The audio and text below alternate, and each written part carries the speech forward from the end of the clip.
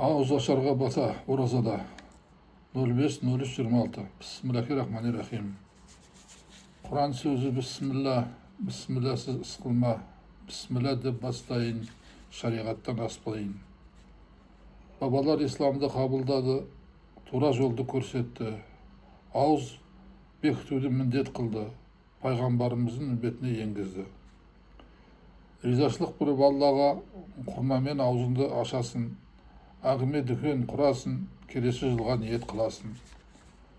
Шайтан сенің қас жауың, жол таппасын өзіңе, тасқа тиіп, ұрынып, быт-шыт болып жоғалсын. Оразаң қабыл болсын ұстағандарға, парызын шариғатын мойындаған, болмасын арамызда күнәһарлар, ниетін бір Аллаға ұсынбаған. Аумин. Алда лайк басатын белгі бар, басып жазылсаңыздар құп болады. Маған бата таратуға, сіздерге сауап алуға. Рахмет. Аумин.